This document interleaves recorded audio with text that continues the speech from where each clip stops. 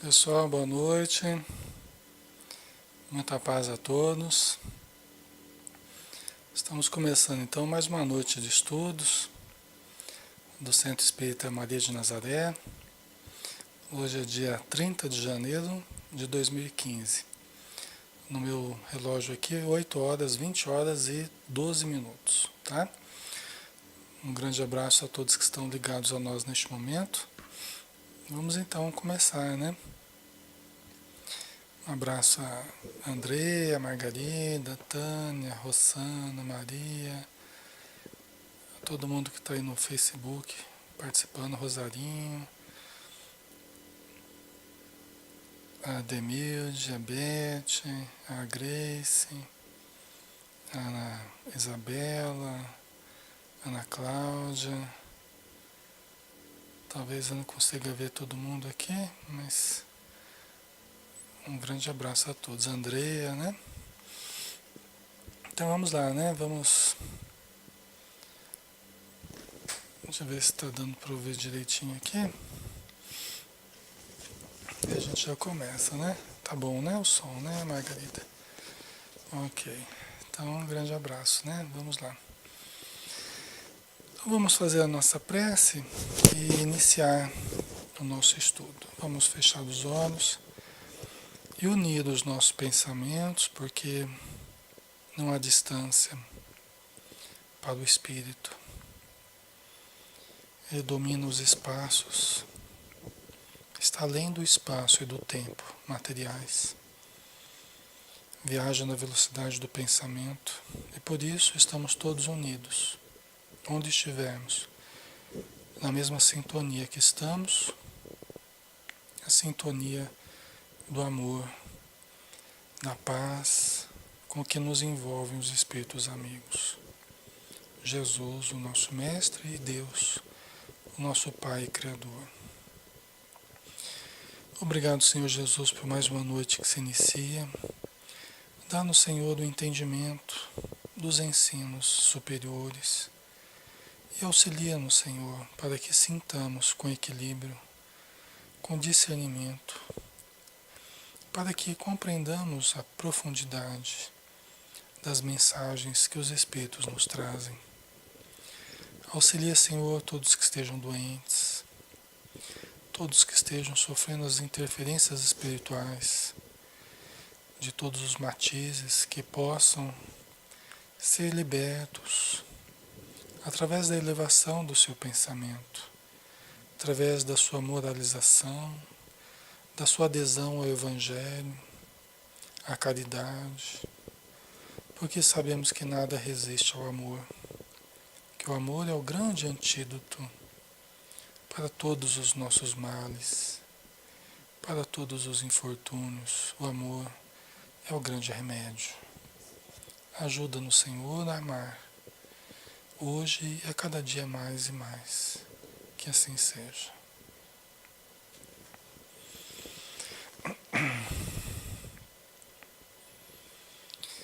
Então vamos lá. Vamos continuar com o livro De Volta ao Passado, né?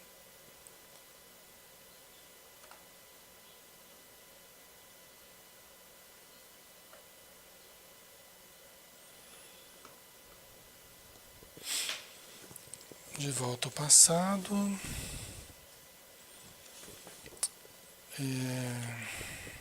Capítulo. Ainda estamos, né? Ainda estamos no capítulo 1, né? No meu é página 17 aqui, mas aí depende da edição, né? Que vocês estejam. E o final da palestra da Anita, né?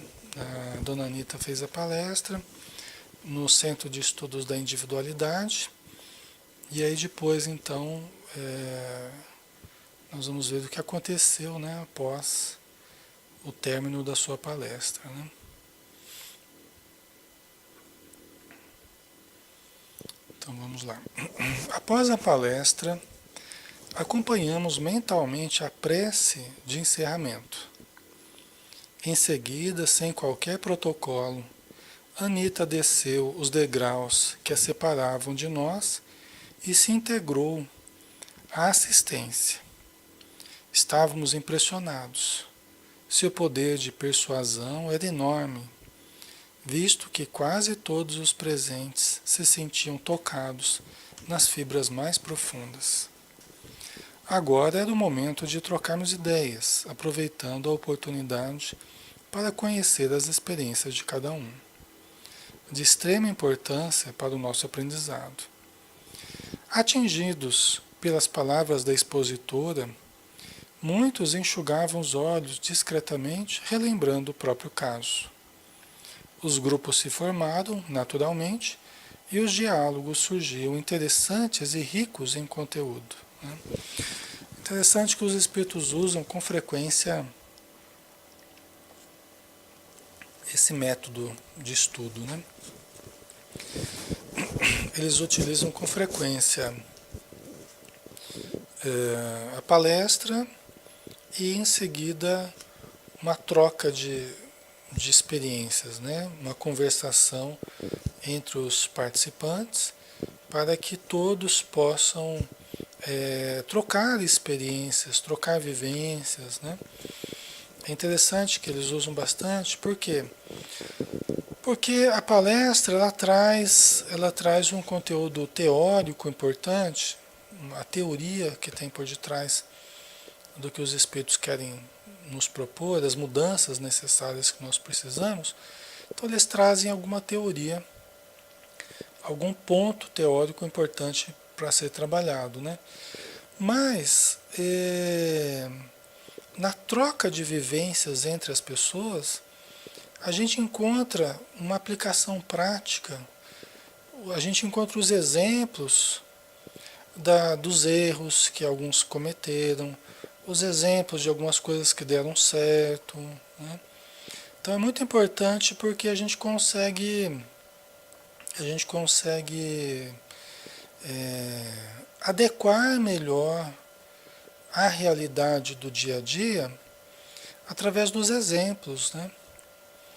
Então é muito interessante que a gente vê nos livros do André Luiz, de vez em quando eles usavam esse recurso, né? Aqui também a gente vê.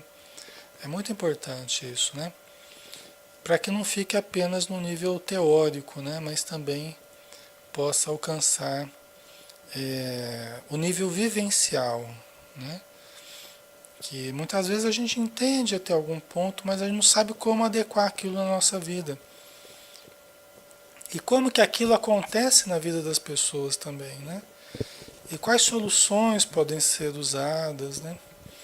É que às vezes a gente ouve alguma palestra também, e quando se trata de nós, da autoanálise, às vezes a gente fica cheio de justificativas, né?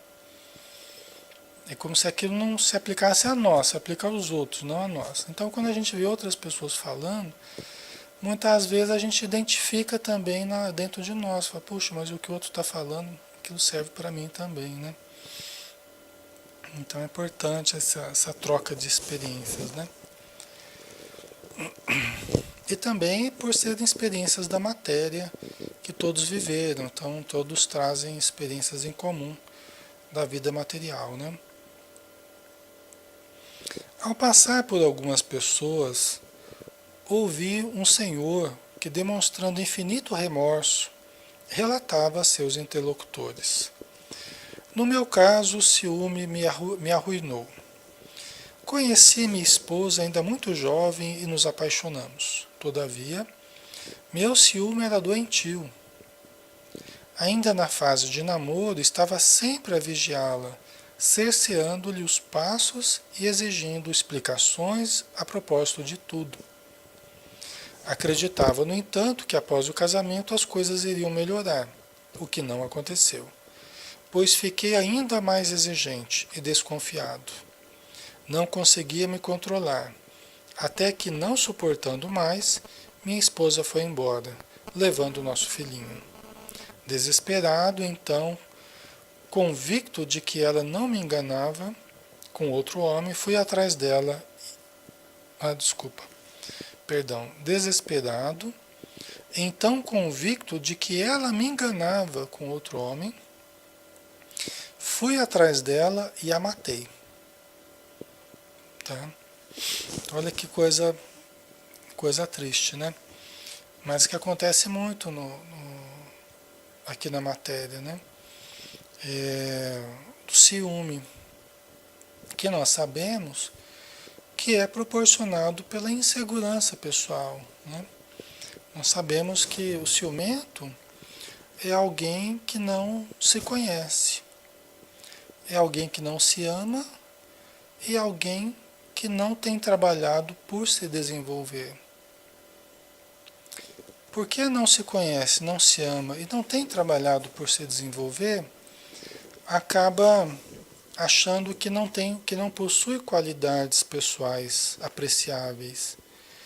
E se eu não possuo qualidades apreciáveis, qualidades pessoais apreciáveis, né? Eu desconfio que o outro possa me amar. E qualquer pessoa que aparecer, né, é um possível candidato a roubar o objeto do meu amor, né, meu marido, minha esposa, né, por ter mais qualidades do que eu. Vocês entendem? Né? Quer dizer, eu não me conheço, não me amo, não acho que eu tenha qualidades, não estou trabalhando por desenvolvê-las, e qualquer pessoa que aparece é um adversário em potencial, que parece ter mais qualidades do que eu, que pode ter mais qualidades que eu. Né? Então aí eu começo a elaborar nos painéis mentais é, histórias fantasiosas. Por quê? Porque a minha insegurança, ela começa a chamar a criatividade, a imaginação, tá? A imaginação, começa a chamar a imaginação para criar os monstros do ciúme. Tá? Olha só, a minha insegurança começa a chamar a imaginação para criar os monstros do ciúme. Então as histórias fantasiosas, né? Aquelas situações de traição que existem só na minha cabeça. Né? Então, inclusive a Joana de Ângeles diz que o ciúme é uma das dificuldades que que costumam levar as pessoas à loucura. Porque vai tirando o discernimento, vai tirando o contato com a realidade. A pessoa vai cultivando uma realidade interior que não é compatível com a realidade verdadeira, com a realidade de fora. Vocês entendem? Então a pessoa pode ir caminhando a passos largos para a loucura, se ela não receber ajuda, se ela não se ajudar. Né? Então, quando nós percebemos isso em nós, nós precisamos lembrar, puxa vida, eu preciso me amar mais, eu preciso trabalhar por me desenvolver mais, porque eu estou muito inseguro, eu preciso me conhecer, eu preciso me desenvolver, né? E geralmente, assim, por exemplo, uma pessoa, o parceiro, né, o casal lá, uma pessoa tem muito mais estudo do que a outra. Às vezes uma pessoa é formada, né, e frequenta rodas de pessoas que também frequentam faculdade, ou pessoas que são formadas, e às vezes a pessoa que não tem, o seu parceiro, a sua parceira não tem formação escolar, às vezes tem uma formação mínima. Isso muitas vezes mexe com a autoestima da pessoa que tem uma formação menor, faz ela se sentir insegura. Né? Então, mas veja bem, isso pode ser diminuído com o autodesenvolvimento. Ora, eu perceber que eu tenho que eu não tenho qualidades como eu gostaria de ter, não estou dizendo que formação acadêmica resolve tudo não, pessoal, tá? Mas se eu acho que eu não tenho certas qualidades, o que eu tenho que fazer? Eu tenho que desenvolver essas qualidades. Né? Então, o ciumento, muitas vezes, ele não trabalha por se desenvolver. E começa a gerar o ciúme pela insegurança por sentir-se menor do que o outro. Né? Então, quando o marido de repente perde o emprego, aí ele começa a ficar em casa, não tem o que fazer, e a esposa sai para trabalhar, pode ser, é uma situação que começa muitas vezes a surgir o ciúme no marido. Né? Pode ser, né? Uma das situações onde pode começar a surgir. Por quê? Porque ele já está com a autoestima dele complicada. Né? Porque ó, perdeu o emprego, já não está se sentindo mais o provedor, aquela coisa toda. Né? E a esposa está bem no trabalho e tal. Então, muitas vezes nessa situação começa a surgir o ciúme. Então, são várias as situações. São várias as situações. E aqui, pessoal, a gente não está falando daquele ciúme básico, vamos dizer assim. A gente não está falando daquele ciúme básico, que é aquele cuidado que você tem, que deve ter mesmo, cuidado com a pessoa que você ama, né? De saber da pessoa, né? De estar próximo à pessoa, não de ficar vigiando neuroticamente a pessoa, mas de demonstrar cuidados com o ser amado, né? Então isso é necessário. E até se percebe alguma coisa meio diferente, assim, chamar para conversar, escuta aqui, o que está acontecendo? Estou percebendo um comportamento meio diferente, uns olhares meio diferentes. Tem que chegar junto e não pode ficar também disfarçando as coisas. Peraí, o que está acontecendo? Né? Se perceber que alguma coisa é um zelo, é um cuidado, né? Isso é até fundamental sob certos aspectos. Porque muitas vezes não ter isso pode significar até negligência, indiferença, descaso com o outro. Né? Pode estar significando até descaso com o outro. Até empurrando o outro. Até para achar alguém mesmo por não querer mais saber do outro. Né? Mas aí a gente precisa ter o equilíbrio. Né? Aí a gente precisa ter o equilíbrio. E perceber o que é o bom senso e o que é já algo que está virando patológico, né? Tem casais, inclusive, que um só fica feliz quando o outro está sentindo ciúme. Então eu gero ciúme no outro e o outro gera ciúme em mim. Fica aquela. Aí também já entra no relacionamento patológico. Na verdade, eu fico interpretando o ciúme como amor, né? O ciúme como amor, expressão do amor. Tudo bem, aquele cuidado básico, a gente estava falando, é até bom, aquele, né? Que não haja negligência, descaso, vamos dizer assim. Agora, quando eu fico despertando frequentemente o ciúme no outro, para sentir que o outro me ama e vice-versa, aí já está entrando num relacionamento meio patológico, né? Que pode até acabar mal, né? Se for nesse ritmo, né? A Margarida é um ciúme que mata e destrói uma relação. Destrói uma relação e a pessoa, exatamente. Então. Aí vira um problema passional, né? E a causa dos maiores números de mortes passionais,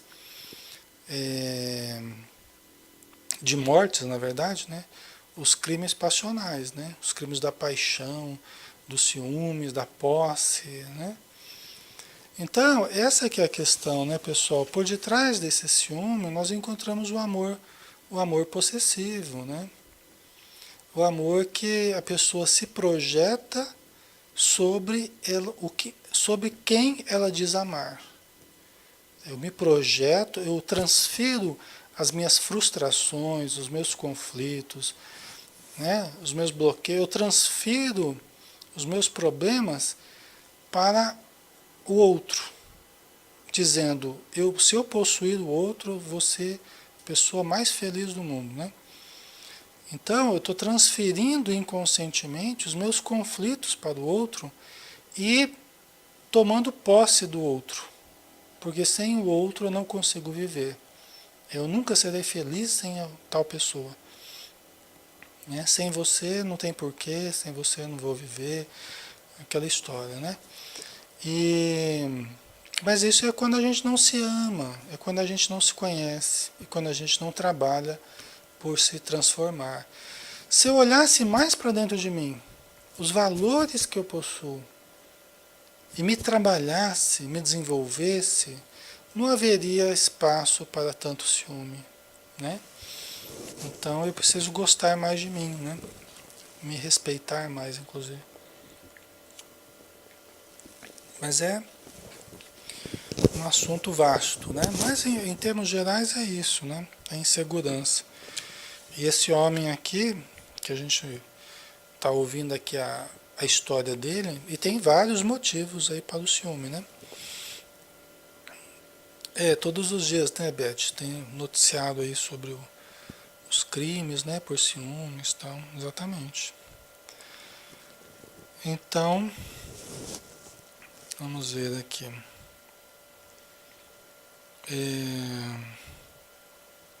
Aí ele foi atrás, né, da pessoa, ela tinha se separado, ela saiu de casa com o filho e tal, né? E depois ele achando, né, tendo certeza de que ela estava traindo ele com outro homem, foi atrás dela e matou, né? Fez uma pausa, levou o lenço aos olhos e prosseguiu. Fui preso, condenado e paguei minha dívida para com a sociedade. Durante muitos anos amarguei a solidão numa cela.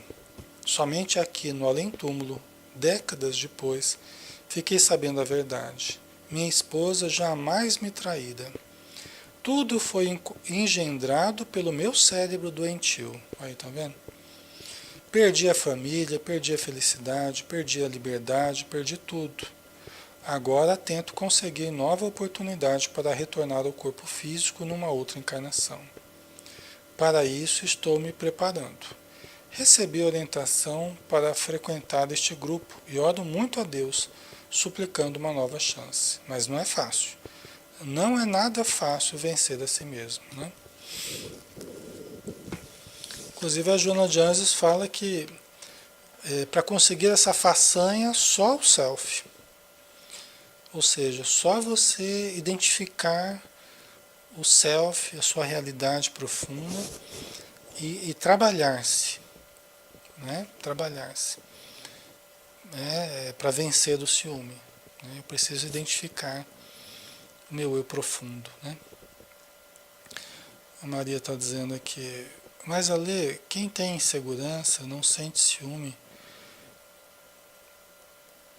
Não mesmo porque os conhecimentos nos aprimoram. Os desapegos, viver um relacionamento saudável de respeito e amor. Olha, quem tem conhecimento também tem ciúme, tá? Quem tem conhecimento também tem ciúme. A questão é que tipo de conhecimento, né? E mesmo com conhecimento, eu preciso me desenvolver, né? Porque a gente saber é uma coisa, a gente sentir é outra, né? A Joana de Anjos fala que efetivamente nós somos o que sentimos.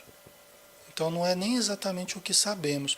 Agora, o saber é um passo importante para que nós possamos mudar o sentir. Então, eu compreender melhor, me compreender melhor, autoconhecimento. Eu posso ter um grande conhecimento acadêmico, mas eu não tenho autoconhecimento. Né? Eu posso ter um grande conhecimento acadêmico, mas sou inseguro em vários aspectos. No aspecto afetivo, por exemplo, sou inseguro. Eu trago problemas lá da infância. Eu trago dúvidas que ficaram marcadas muito fortemente dentro de mim do período da infância, quando eu me senti rejeitado, quando eu me senti uma criança abandonada, quando eu me senti com problemas, né? Sem apoio. Então, precisa de terapia frequentemente, né? O ciumento precisa se conhecer, precisa identificar certos problemas que traz da infância, certas frustrações.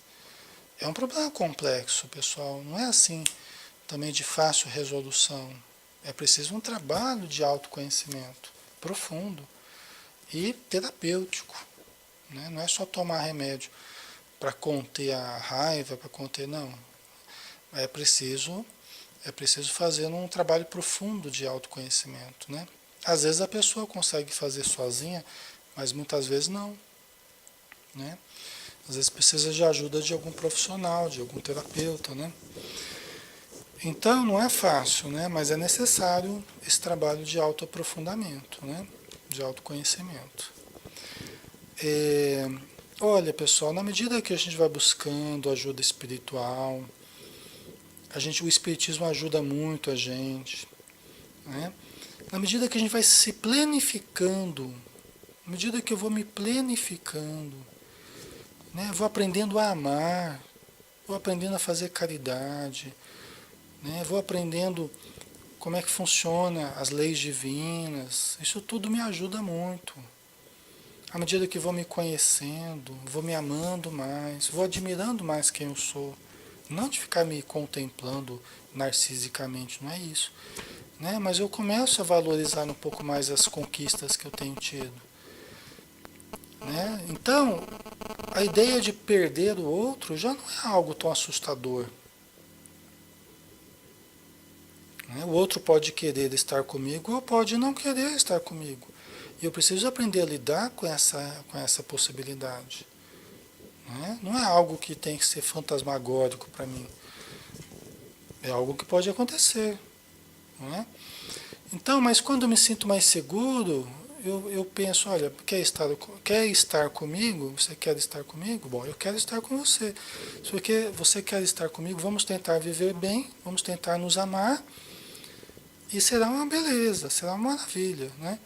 Agora, se você não quiser estar comigo, paciência.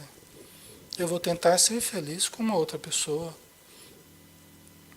né? Então, eu já não tenho, não coloco pressão em cima dessa situação, né? Já não coloco loucura em cima dessa situação. É uma opção que a pessoa tem, estar comigo ou não, uma opção dela ou dele, né? Então vamos conversar, vamos, né? Vamos conviver, tal, né? Mas não tem mais aquela, não, sem você eu não consigo viver. Se você sair de casa eu me mato ou mato você. Quer dizer, aí é só a medida da loucura que está existindo. É só a medida do desequilíbrio que está existindo.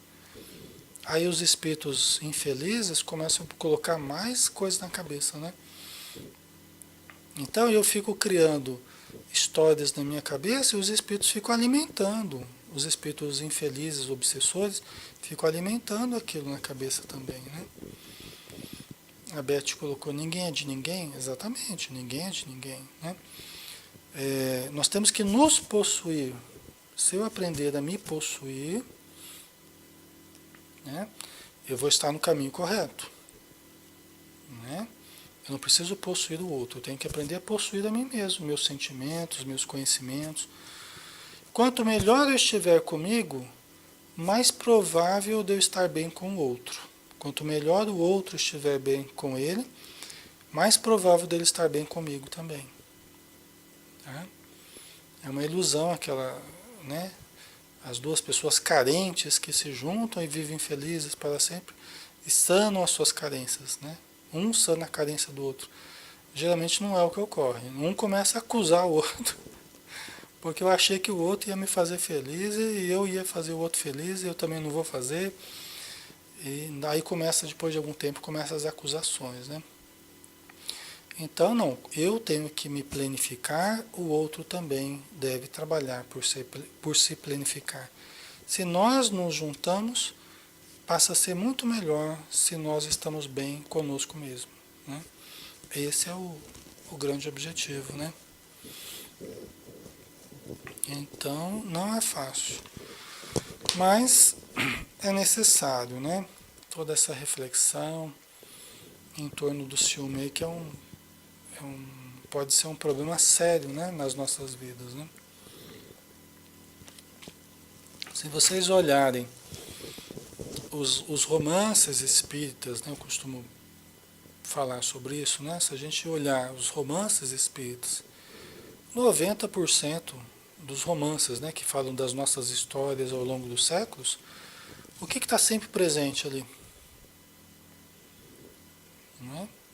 Eu dou um brinde para quem adivinhar o que está sempre presente nesses romances espíritas, né? Quem adivinhar vai ganhar um carro 0 km, não é?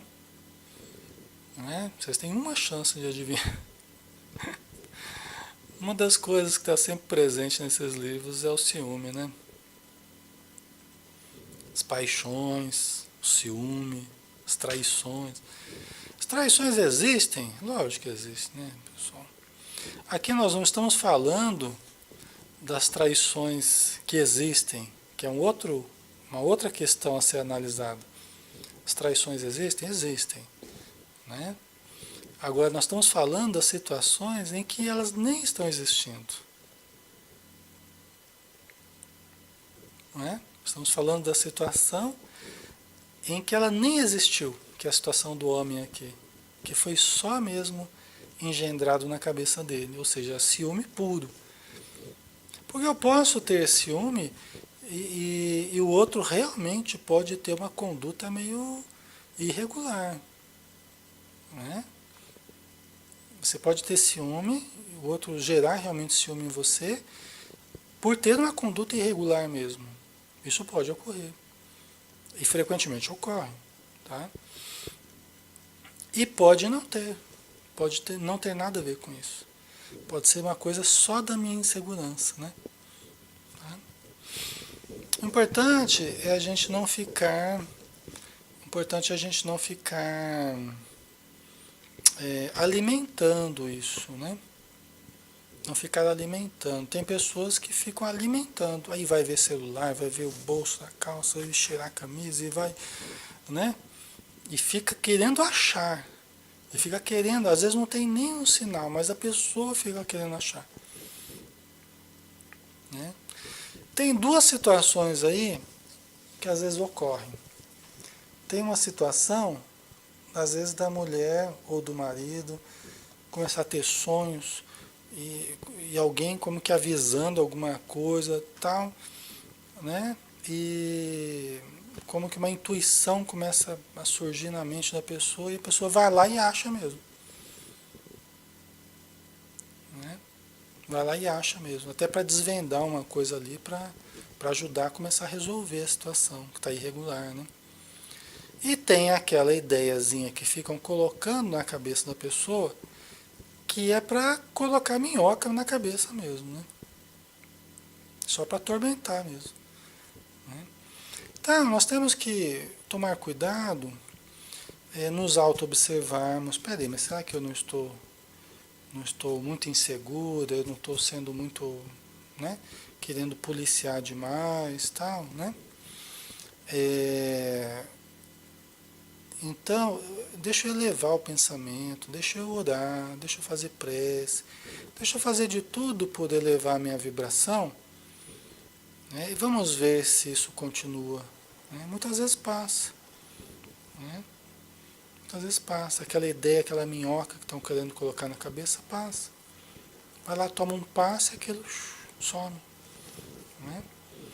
Então, existem várias situações, né, que a gente tem que se observar, ser vigilante, né?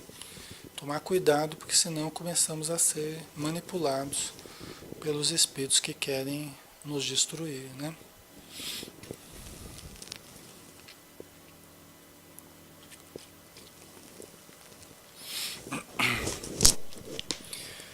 Então esse senhor aqui, ele acabou, né, pagando, matou, né, a esposa e ficou um tempo na cadeia, pagou sua dívida material, né, materialmente falando, né? E depois, no plano espiritual, ele percebeu a realidade, que ela nunca havia traído ele, né? Então, é uma situação complicada, né? Mas acontece. Em outro grupo Uma senhora de olhos arregalados e vivos, um tanto agitada, dizia: "O meu problema sempre foi a falta de paciência." "Como assim?" indagou uma velhinha simpática. "Eu já explico-me. Espírito prático, sempre fui muito exigente com todos os que me rodeavam. Desejava que tudo fosse feito segundo minha vontade. Não tinha paciência com marido, empregada, amigos, colegas de serviço. Vivia sempre irritada e descontente. Nada conseguia realizar, porque se as coisas não fossem do meu jeito, eu me desentendia com as pessoas e delas me afastava." Né? Agora outra situação, né? A situação da impaciência. Né? E a gente precisa tomar cuidado, né? Porque às vezes a gente é muito objetivo, muito prático, né? E isso vai gerando um comportamento em nós, né? De queremos tudo muito rápido, de queremos tudo para ontem, né? De queremos tudo na hora que a gente quer, do jeito que a gente quer. É uma coisa para a gente vigiar. Eu preciso me vigiar muito com relação a isso, né?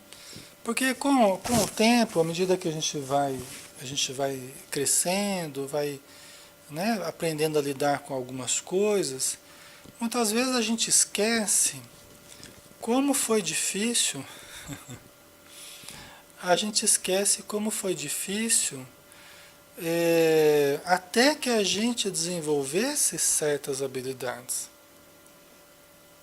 Quanto que a gente demorou para desenvolver certas qualidades, ou certas facilidades, ou certas habilidades que a gente tem hoje, não é? Então, se eu lembrasse mais dos períodos de insegurança, de indefinição, né, de conflito, de dúvidas, né, que eu passei, que vocês passaram, né? Então seria muito mais fácil a gente lembrar como é difícil às vezes para as pessoas, né? Como é difícil. Então isso faz com que a gente comece a ter um pouco mais de paciência, lembrar que nós também já fomos mais devagar com algumas coisas, nós também fomos mais confusos com algumas coisas, não é, pessoal?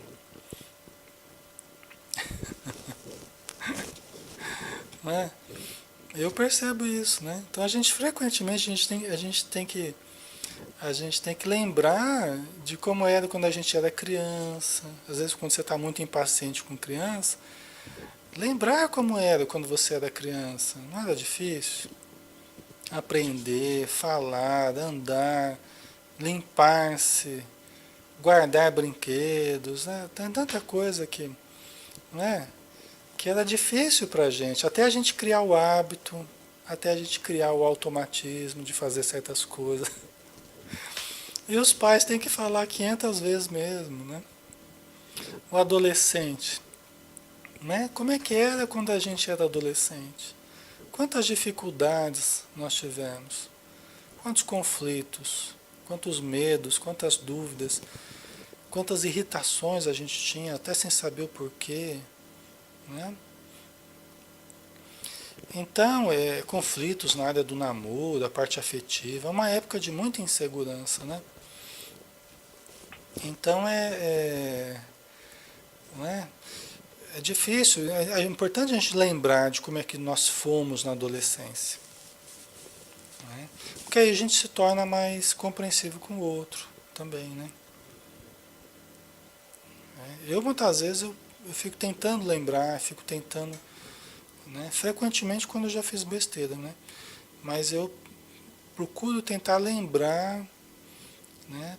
Os pacientes me dão muito essa dimensão, né? Seja criança, seja adolescente ou qualquer. Porque eles estão sempre me lembrando de como que eu era, como que eu já fui, o que que eu passei, né? Então eu falei, poxa, é verdade, né? Olha só, tal. Aí opa, deixa eu devagar, deixa eu ir com calma, né? Então ajuda a gente, né, Patrícia, ajuda a gente a a administrar mais a nossa impaciência, né? Às vezes não faz a gente tirar a impaciência toda, mas pelo menos a gente vai administrando, né? A gente faz um trocadilho assim, paciência, logicamente que não significa isso, né? Talvez, acho que não, mas a gente faz um trocadilho assim, a ciência da paz, né? Na verdade, no fundo é isso, né? A gente aprender a cultivar a paz, a ciência da paz, né? A cultivar a paz diante do atraso do outro, diante do outro, do vagar do outro, né? O outro está meio devagar,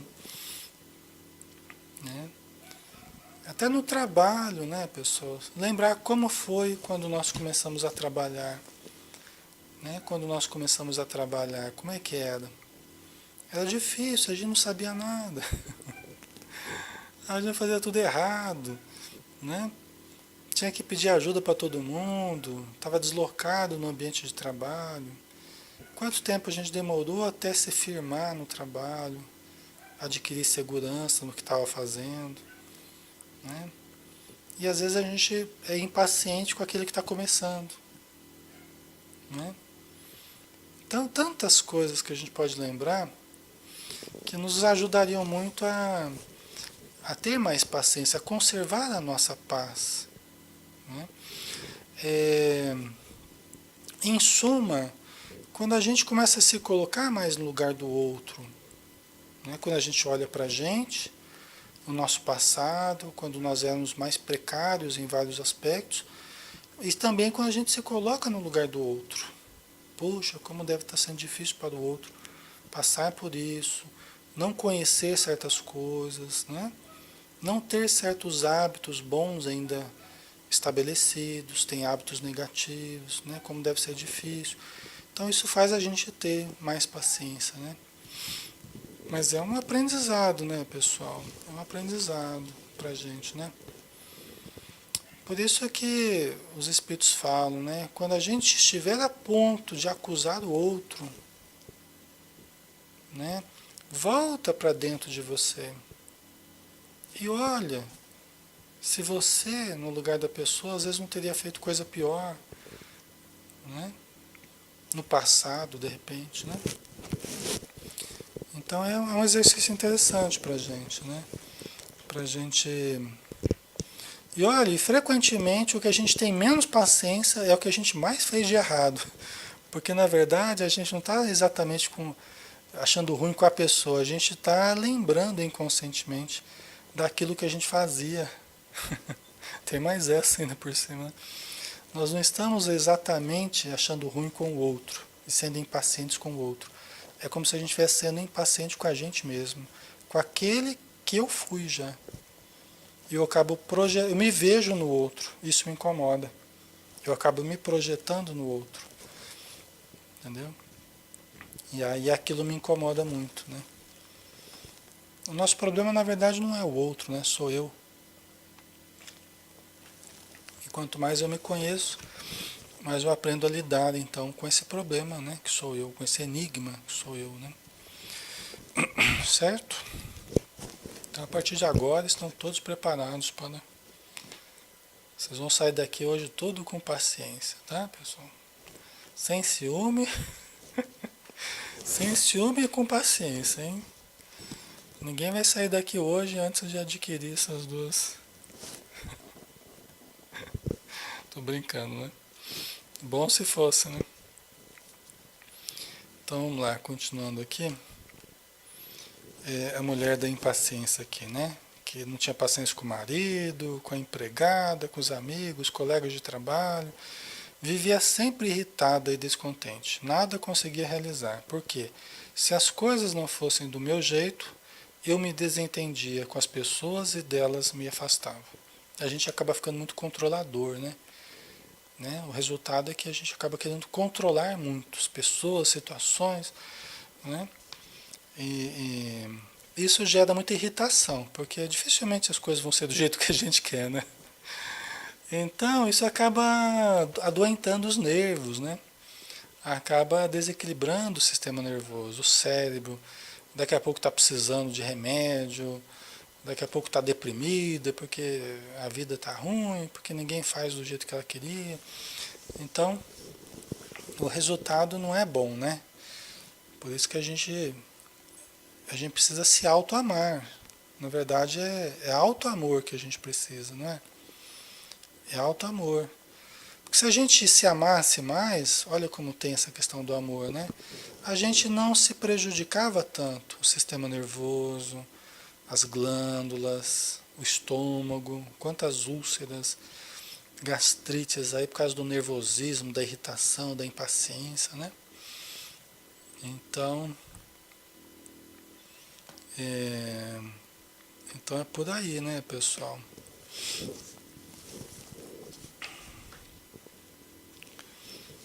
Vai jogando para o corpo, né? Essa energia vai se desequilibrando emocionalmente, né? É, e tem aquela frase, né? Que o descontrole é o que a gente consegue por querer controlar a vida do outro, né? O descontrole é o que a gente consegue por querer controlar a vida do outro. É verdade, porque quando eu começo a perder o endereço de mim mesmo e começo a me fixar muito no outro, o que o outro está fazendo de errado, eu, controlador, começo a vigiar muito o outro e controlar muito o outro, eu perco o endereço de mim mesmo. Eu saio do meu eixo, eu saio do meu centro de equilíbrio que está em mim, né? E eu começo a parar muito no outro. E quando eu saio de mim e começo a me fixar muito no outro, gente, é batata, viu? Eu começo a me desequilibrar. Se vocês forem observar sempre os momentos de desequilíbrio, ou quase sempre os momentos de desequilíbrio, estarão associados a eu querer controlar a vida do outro. Tá? Boa parte dos desequilíbrios aí, né? Eles têm a ver com isso, né? Os desequilíbrios emocionais. Tá? Eles surgem muito dessa relação, né? Então, é uma dica aí para a gente ir observando, né? Fez uma pausa, deu um longo suspiro e concluiu. Reencarnei com uma tarefa que me seria muito gratificante. Deveria ajudar crianças desamparadas. Meus compromissos anteriores assim o exigiam. Viria a casar, mas não seria mãe, em virtude de haver abandonado meus filhos em mais de uma existência. Você vê que a mulher aqui, ela abandonou os filhos em mais de uma existência, né? Já talvez já por essa índole já impaciente, né? Talvez junto com outras coisas, a gente não sabe, né? A gente só está supondo aqui, né? Mas em mais de uma existência abandonou os filhos. Então ela viria, casaria, mas não teria filhos, né? Teria uma tarefa de ajudar crianças desamparadas, tá? Como podem imaginar, retornei sem ter conseguido levar a cabo a programação. Não ajudei meu marido ou as crianças de rua. Irritada e impaciente, desistia de lutar sempre que um obstáculo surgia ou que minha vontade era colocada em xeque. Então tá aqui, né? Sempre que a vontade da pessoa, né, é colocada em xeque, né? E aí que a gente vê se a gente é compreensivo, paciente, se a gente tem fé, se a gente tem esperança, é justamente nesses momentos que a gente mede isso. É quando a nossa vontade não é atendida.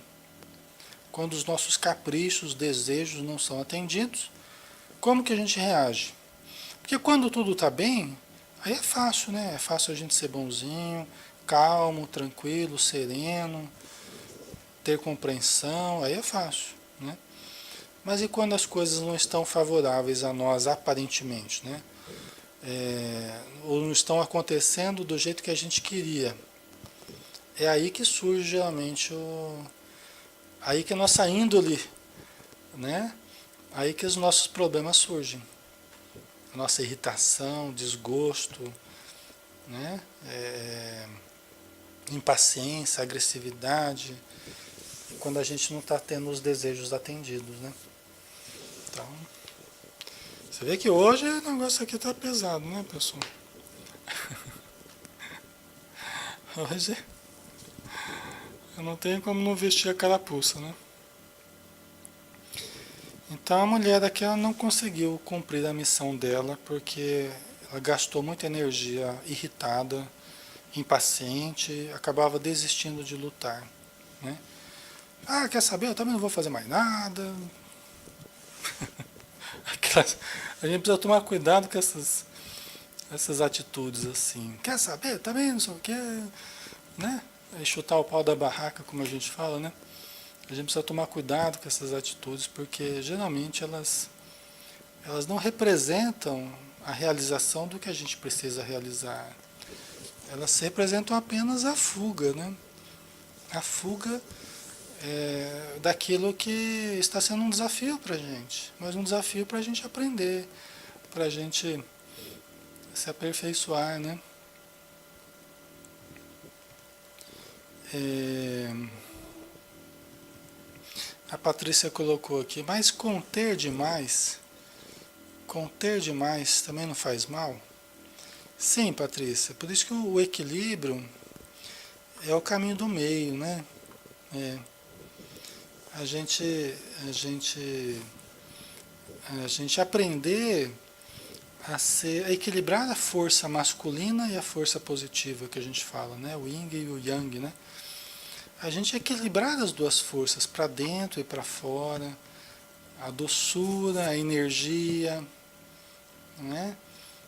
O lado prático, o lado mais introspectivo, mais, né? É importante a gente ir aprendendo a pessoa muito doce, muito sensível, muito. Até anestesia a gente, né? A pessoa anestesia os filhos, anestesia até ela mesma, né? Então, por isso que é preciso um equilíbrio aí nessas duas forças, né? A pessoa muito, energia muito masculina, muito para fora, tem que fazer, tem que acontecer, porque não sei o quê. Aí também não dá. Vai meter os pés pelas mãos, vai cultivar inimizades com muita facilidade, vai se precipitar, vai se desgastar, vai se impacientar, né? Então essas duas forças, né? Jesus foi o protótipo do equilíbrio perfeito dessas duas forças, né? Não precisa nem dizer da distância que nos separa de Jesus, né? Mas pelo menos nos dá um referencial, né? Os Espíritos falam que o Evangelho dá equilíbrio ao coração. O Evangelho dá equilíbrio ao coração, né? Então a gente já tem uma dica aí, cultivar o Evangelho, entender o Evangelho à luz da psicologia profunda, o Evangelho à luz da atualidade, né? Das nossas necessidades espirituais e materiais. Então é isso que é importante a gente, né? A gente ir estudando, né? E aprendendo como resolver as questões, né? Não é, pessoal? Então, o caminho do meio, né? Então, a Patrícia tem razão, né? Às vezes, a pessoa acaba se tornando pusilânime, né? Ou seja, ela se acovarda moralmente diante das situações. Isso também não é bom, isso é um defeito. Eu precisava ter agido, eu precisava ter me posicionado, precisava ter falado e não falei, oh meu Deus do céu, por covardia moral, né? Tem muitas pessoas, por outro lado, que se transformam facilmente no para-raio dos grupos, né? Tem pessoas que têm já têm uma índole assim, de facilmente elas se transformam no para-raio dos grupos, das empresas, dos lugares onde elas estão, se transformam no para-raio. Ela tem uma habilidade para se tornar o porta-voz da indignação, porta-voz da reclamação, porta-voz da revolta, porta-voz. E aí precisa tomar cuidado também, frequentemente, porque a gente vê pessoas agindo assim, inclusive sendo médiums. Às vezes a pessoa é médium, né? E não é difícil de ser médium, E ao mesmo tempo tem essa facilidade de se transformar no defensor dos fracos e comprimidos, né? Tô brincando, né? Dos fracos e oprimidos, e facilmente traz para si o mudar as situações, alterar, só que de uma forma atropelada, de uma forma ainda complicada, ainda desorganizada. A própria pessoa acaba se desorganizando emocionalmente e espiritualmente, né? Imagina médium fazendo isso, não vai funcionar muito bem. Médium, médium adotando essa postura não vai dar muito certo, porque o médium já é um para-raio. O médium, o médium já é um para-raio natural, vamos dizer assim, né? É um imã para-raio, né? É mistura de imã com para-raio. Atrai raio, né? E atrai os espíritos necessitados, atrai um monte de coisa. E aí você junta com essa personalidade, muitas vezes combativa, reativa, revolucionária, né? Diria até. Aí a coisa está feita, viu? Aí o estrago está feito. Então a gente tem que perceber essas nuances, porque isso faz parte dessa impaciência que às vezes a gente tem, né? A gente quer a vitória imediata, a gente quer a resolução imediata das coisas. Uma coisa que eu tive que aprender a me conter, aprender a lidar, porque eu sempre quis resolver as coisas rapidamente, objetivamente, eu sempre quis assim resolver problemas, né? E eu tive que aprender a suportar aquilo que não está bom enquanto ainda não é possível mudar. É um aprendizado, para mim foi muito importante aprender, estou aprendendo ainda. Mas aprender a tolerar o que não está bom ou o que não está certo enquanto ainda não é possível mudar. Porque nem sempre a gente vai poder mudar as situações assim no estalar de dedos, nem sempre. Nem sempre a gente vai conseguir mudar as coisas tão rápido quanto a gente gostaria. Não é, pessoal? Porque a vida tem um curso, ela tem um ritmo específico. Não é conforme o meu desejo, é conforme o que é possível num certo momento, numa certa época, não é?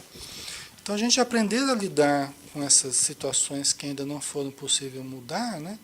É um aprendizado para a gente. Isso vai trazendo serenidade, paciência, né? Sabedoria. A gente vai adquirindo com o tempo isso. Eu percebo que conforme os anos vão passando, eu percebo que eu vou adquirindo mais essa capacidade de compreender e esperar. Aprender a esperar, né? Então é importante a gente fazer isso, né? Não é?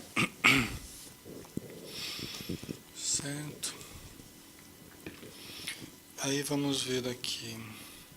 É, ela diz aqui, né? Essa senhora da impaciência aqui, né? Reconheço que perdi a oportunidade apenas por falta de paciência. Hoje exercito-me procurando aceitar as pessoas tais quais são e respeitando-lhes o ponto de vista. Por isso que é muito importante, pessoal, a meditação, né? Por isso que a Joana de Ângeles ela não se cansa de falar sobre a meditação, né? Porque, olha só, é justamente o contrário de tudo que a gente tem feito. Então a gente começa a parar mais em nós, no nosso eixo, nos auto-observando, serenando as emoções, né? Me desidentificando do outro, dos conteúdos conflitivos. Eu vou adotando a postura de observador, né? Olha que exercício importante para combater uma série de coisas aqui, né? Inclusive a impaciência, né? A meditação é uma das coisas, oração, né? Relaxamento, aprendermos a relaxar. Isso tudo nos ajuda a nos auto-observar mais. Aprender a contemplar. O que é contemplar? É observar as coisas com o templo dentro de nós. Não é apenas observar, é observar com o templo dentro de nós. Contemplar algo, né?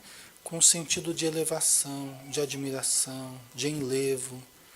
Então, olha só, o contato com a natureza, aprender a contemplar um pôr do sol, uma flor, né? São momentos muitas vezes de silêncio, de observação, mas que fazem a gente perceber onde que está de verdade a beleza, né? Onde está a perfeição, onde está o verdadeiro prazer, onde está, né, a serenidade. Então a gente começa a sentir Deus mais em nós e na vida. Né? Dá aquela pausa da correria do dia a dia, né? Busca a natureza. Né? Isso tudo faz a gente se compensar mais internamente, se revitalizar mais. Né? Não é, pessoal? Então é muito importante isso, né? A gente ter, sair dessa correria e ter momentos de autoencontro, momentos de paz interior. Porque geralmente eu fico mal com o outro quando eu não estou bem comigo. Então eu preciso voltar para dentro de mim, elevar, calar a boca das ansiedades, né? Como diz.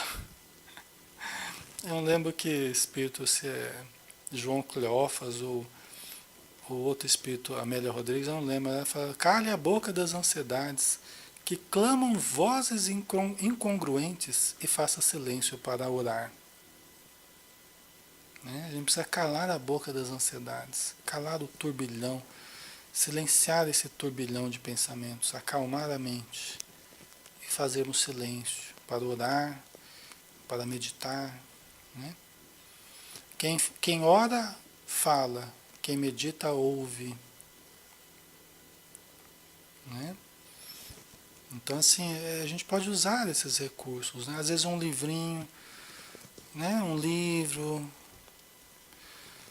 A gente precisa tomar cuidado. A gente tem trocado muito horas de leitura, às vezes, de um bom livro, às vezes por horas de Facebook, por horas de filmes, por horas de...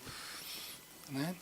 A gente precisa tomar esse cuidado, né? A gente tem, enquanto ser humano, população, a gente tem feito muito isso, né? Tem trocado horas daquela coisa mais íntima e elevada por coisas que nem sempre nos equilibram, né?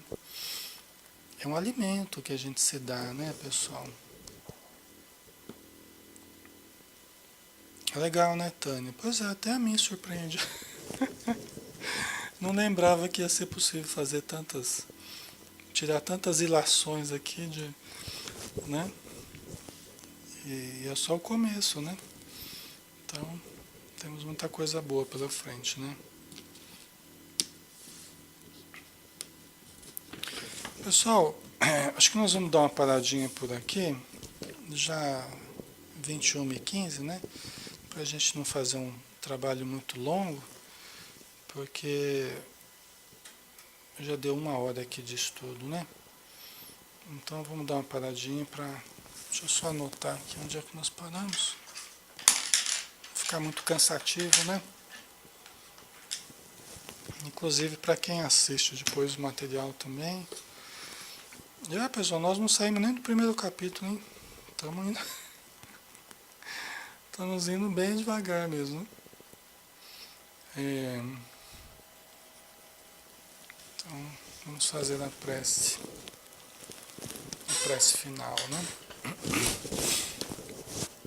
Vamos convidar a todos então para fazermos mais esse momento de introspecção, de contato com a nossa realidade profunda e verdadeira, com Deus interior, com o Pai que habita o nosso secreto, nosso íntimo,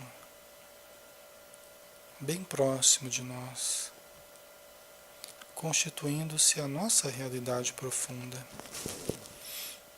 Obrigado, Senhor, pela lembrança de hoje, que nós necessitamos tanto. Aquilo que nos é sugerido pelos os amigos espirituais, por via intuitiva, nos fazendo lembrar aquilo que muitas vezes vamos esquecendo ao longo dos dias, dos meses, dos anos, e que este alvitre possa nos reconectar a nós mesmos, para que nos auto-identifiquemos com essa presença superior que existe em nós. Ajuda-nos, Senhor, para que nós façamos esse movimento para o nosso íntimo e posteriormente possamos partir para o nosso próximo em equilíbrio, com paz, com amor, para efetivamente auxiliarmos onde estivermos, conforme formos requisitados, conforme seja útil que possamos ajudar. Mas agora harmonizados, conscientes, tranquilos, esperançosos, confiantes, não mais atribulados, ansiosos, mas agora pacificados pela presença do Pai dentro de nós. Mais uma vez, Senhor, nós te pedimos que nós possamos aprender durante a madrugada, possamos estudar, exercitar, exemplificar todos esses ensinos que nos são dados, com a assistência dos bons espíritos e com o teu amparo, Senhor, hoje e sempre. Que assim seja.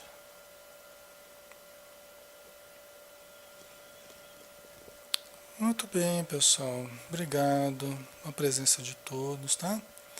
Obrigado o carinho de todos, a participação no Facebook do pessoal interagindo conosco, tá?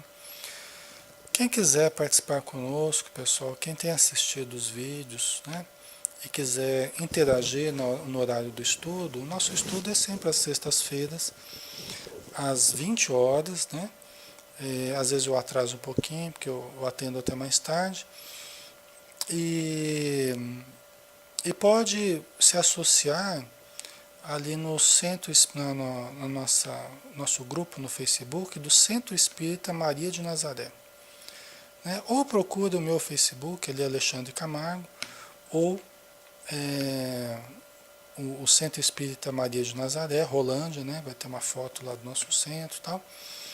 E solicite que a gente adicione você ao grupo. Porque como é um chatzinho de conversação aqui, né, que a gente transformou em oportunidade de interação durante o estudo, a gente coloca o link aqui no chatzinho aqui e a gente vai interagindo com aqueles que estão adicionados à conversa. Tá? Então, se você quiser, peça para a gente adicionar você à conversa aqui, tá bom? Aí você vai poder interagir com a gente e vai ser muito legal, tá? Somos uma grande família aqui, já estamos há 10 anos estudando juntos, virtualmente, tá? Então você será bem-vindo também. Pessoal, um beijão, fiquem com Deus, um excelente final de semana, tá? Até mais.